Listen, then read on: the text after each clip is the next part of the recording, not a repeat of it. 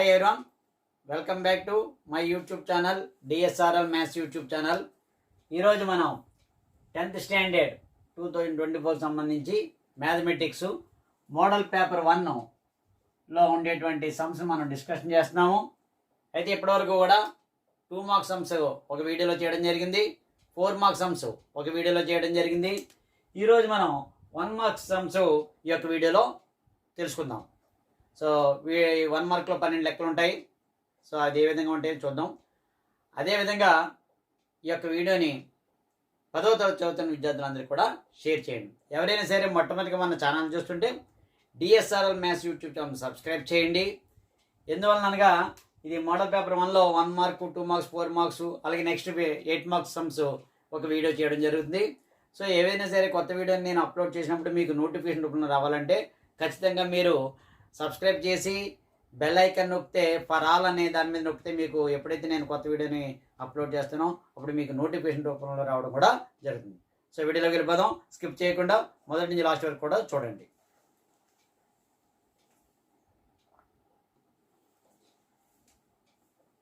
ఇందులో మొదటి చూస్తే express 140 as a product of its prime ఫ్యాక్టరైజేషన్లో రాయమన్నాడు.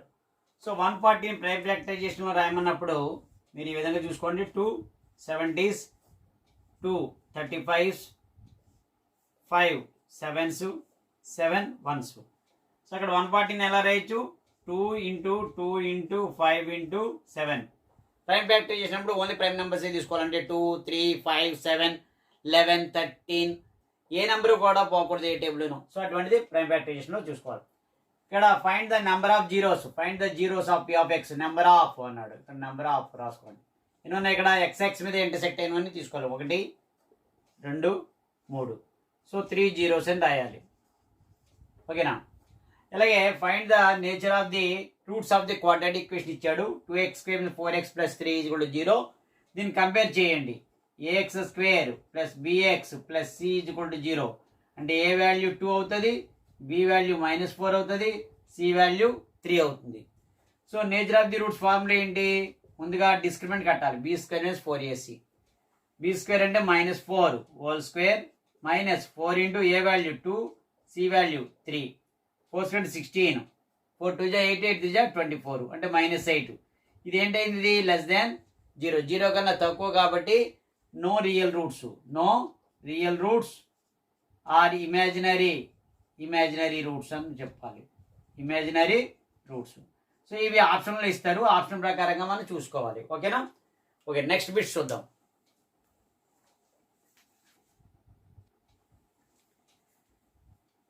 నెక్స్ట్ 4వ బిట్ చూస్తుంటే మ్యాచింగ్ ఇచ్చారు. 3 6 9 12, 2 4 6 8 10, 2 4 8 16 32. ఇలాగ 1 2 3 ఇక్కడ ఇచ్చారు.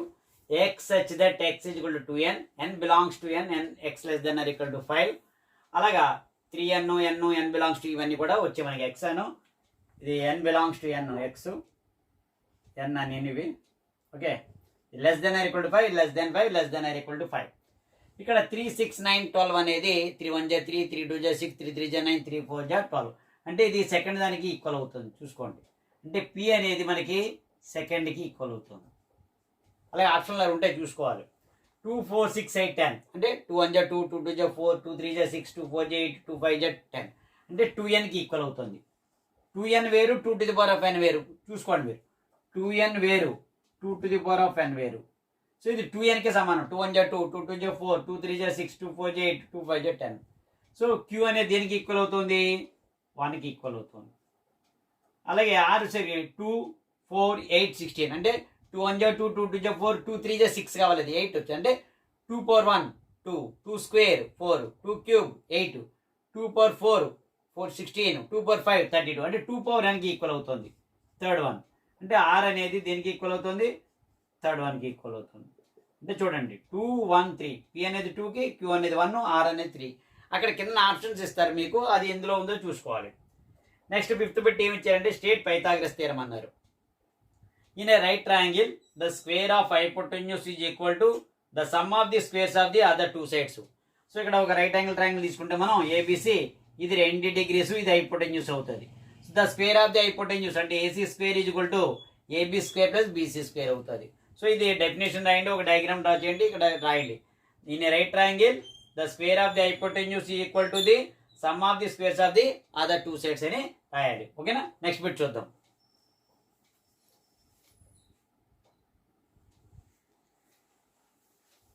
నెక్స్ట్ సిక్స్త్ బిట్ చూసుకుంటే the linear equation in two variables such that two pair of so formed as intersecting lines with 2x + 3y - 8. Intersecting lines అన్నప్పుడు మనకి ఇక్కడ ఏబిసిడి 4, ఈ 4ట్లో దీనికి ఇంటర్సెక్టింగ్ లైన్ ఏదైనా అడుగుతున్నాడు. ఇచ్చినటువంటి లైన్ ఏంటి? 2x + 3y - 8 = 0.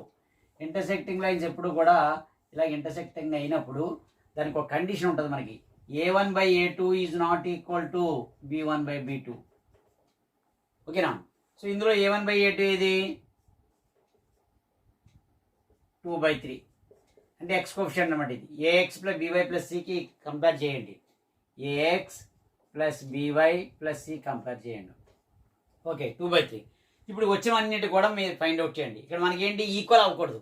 కండిషన్ ఏంటి? a1/2 is not equal to b1/b2. So ఇందులో ఏ తీసుకుందాం. ఇది మనకి ఇచ్చినటువంటి క్వశ్చన్లో a1/a2 కట్టండి 2/3. ఇందులో ఏంటి? 2/3. a1/a2 అంటే 2/3 ఫైండ్ అవుట్ చేస్తాం ప్రతిదినం. అలాగే బి చేయండి 2/-3. సి ఆప్షన్ చూసుకోండి 4/6. 4/6 అంటే that is nothing but 2/3 only. D option తీయండి 2x + 3 అండి, ఇది కూడా 2/3. అంటే ప్రతిదానికి కూడా a1/a2 a1/a2 a1/a2 a1/a2 కట్టాం. సో ఇది రెండోది అనుకుందాం. ఇప్పుడు రెండోది b1. రెండోది మనం చూసుకుంటే ఇందులో దీనికి సమానంగా లేనిది ఏది చూసుకోవాలి. ఓకేనా. ఇందులో సమానంగా లేనిది ఏంటి? ఇది. మిగతా అన్నీ కూడా 2/3 2/3 2/3 అన్నీ కూడా ఈక్వల్ అయ్యాయి. రెండోది a1x + b1y + c1 = 0. a2x + b2y + c2 = 0. So ప్రతిదానికి కూడా ఈ విధంగా మనం చూసుకోవాలి. రెండోది ఏదైతే ఈక్వల్ అయ్యాయి? 3 ఈక్వల్ అయిపోయాయి. మనకి ఇక్కడ ఏంటి? Not equal. నాట్ ఈక్వల్ అంటే 2/-3 అనేది నాట్ ఈక్వల్ కాబట్టి B option is the correct. అంటే అవి ఈ లైను రెండు కూడా ఇంటర్సెక్టింగ్ అవుతాయి. తర్వాత బిట్ 7th బిట్ చూడండి. Find the number of tangents drawn from a given point which is outside of the circle. ఒక సర్కిల్ తీసుకున్నాడు, దీనికి అవుట్ సైడ్ ఒక పాయింట్ తీసుకున్నాడు. Outside of the circle అంటే ఇది. దీనికి ఎన్ని టాంజెంట్ డ్రా చేయగలం? పి అనే పాయింట్ ఒకటి, ఇది ఒకటి, ఇలా డ్రా చేస్తే ఒకటి, క్యూ ఒకటి. సో పి అండ్ పిబి ఎన్ని టాంజెంట్ డ్రా చేయగలం? 2 టాంజెంట్స్ డ్రా చేయగలం. దీని ఆన్సర్ ఎంత? 2 టాంజెంట్స్ డ్రా చేయగలం. మూడోది ఇఫ్ పి ఆఫ్ ఈ = 0.992 దెన్ పి ఆఫ్ నాట్ ఈ. మనకు ఫార్ములా తెలుసు. పి ఆఫ్ ఈ + పి ఆఫ్ నాట్ ఈ = 1 అనేది. సో ఇప్పుడు మనకి పి ఆఫ్ నాట్ ఈ కావాలంటే ఏం చేయాలి? 1లోంచి సబ్ట్రాక్ట్ చేయండి. 1 - 0.992 తీసేస్తే మనకు వచ్చేది 0.008. సో పి ఆఫ్ నాట్ ఈ అనేది 0.008 అనేది అవుతుంది. ఓకేనా. ఓకే, నెక్స్ట్ బిట్ చూద్దాం. 9th bit.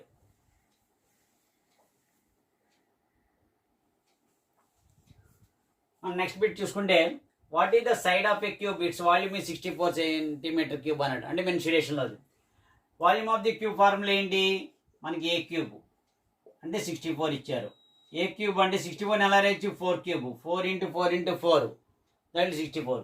సో ఏజ్ కూడా ఎంత అవుతుంది? 4 cm అవుతుంది. That is the side. లేదా ఎస్ క్యూబ్ అనొచ్చు, ఎల్ క్యూబ్ అనొచ్చు, ఏ క్యూబ్ అనొచ్చు, ఏదైనా సరే. సో 4 cm ఇది ఆన్సర్. నెక్స్ట్ బిట్ చూసుకుంటే find the mode of the data 2 3 7 6 6 5 8 2 6. So which number ఈ రిపీటెడ్ మోర్ టైమ్స్? ఏ నెంబర్ ఎక్కువసార్లు రిపీట్ అయింది చూడండి. 6 అనే నెంబర్ రిపీట్ అయింది more times. So there for mode is equal to ఎంత? 7 అవుతుంది. Mode is equal to 7.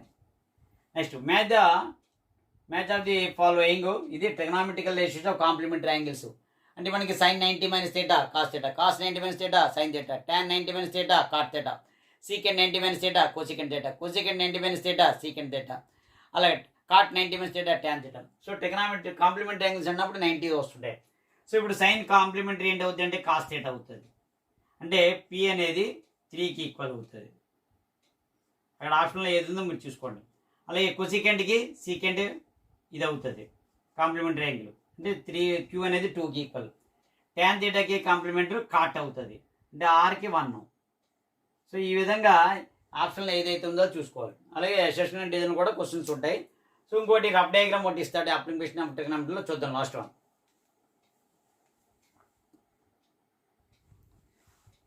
ఇక్కడ 12th ఒక రఫ్ డయాగ్రామ్ ఒకటి ఇస్తారు, డ్రా చేయమని ఒక స్టేట్మెంట్ ఇచ్చి దాన్ని అంటే అప్లికేషన్ ఆఫ్ టెక్నామెట్రీలో ఒక డయాగ్రామ్ డ్రా చేయమంటారు. From the top of the building the angle of elevation and the depression to the top and foot of the cell tower is alpha and beta degrees respectively. Draw A rough diagram for the data. అంటే మనకి angle of elevation అంటే పైకి చూడడం, angle of depression అంటే కిందకి చూడడం. So ఇది మనకి బిల్డింగ్ కనుక తీసుకుంటే ఇది బిల్డింగ్, ఏబి అనేది బిల్డింగు, సిడి అనేది ఒక సెల్ టవర్ తీసుకున్నాం. సో ఇక్కడ టాప్ ఆఫ్ ది బిల్డింగ్ అన్నాడు కాబట్టి బిల్డింగ్ పైనుంచి చూడాలి. ఎక్కడికి? టాప్ ఆఫ్ ది సెల్ టవర్ని. అంటే ఇది ఒక సెల్ టవరు, దీని యొక్క టాప్ని ఎంత యాంగిల్లో చూశాడు, ఇది సెల్ టవరు, ఈ యొక్క టాప్ని ఎంత యాంగిల్లో చూశాడు, ఆల్ఫా. అలాగే పైనుంచి మళ్ళీ కిందకి చూశాడు ఫుట్ ఆఫ్ ది సెల్ టవర్ని ఎంత, బీటా యాంగిల్లో. సో ఇది బీటా అయినప్పుడు ఇది కూడా బీటా అవుతుంటుంది. ఓకేనా? సో ఇది యాంగిల్ ఆఫ్ ఎలివేషను. ఇది ఏం చూశాడు, సెల్ టవర్ యొక్క టాప్ని చూశాడు. మళ్ళీ అక్కడే పాయింట్ నుంచి సెల్ టవర్ యొక్క ఫుట్ని చూశాడు, angle of depression beta. So దీన్ని బేస్ చేసుకుని ఒక డయాగ్రామ్ డ్రా చేయమన్నాడు. సో ఈ విధంగా ఏబి అనేది బిల్డింగ్ తీసుకున్నాను, సిడి అనేది సెల్ టవర్ తీసుకున్నాను, ఇది top of the cell tower, ఇది foot of the cell tower. So ఇక్కడ యాంగిల్ ఆఫ్ ఎలివేషన్ ఆల్ఫా, ఇక్కడ యాంగిల్ ఆఫ్ డిప్రెషన్ బీటా.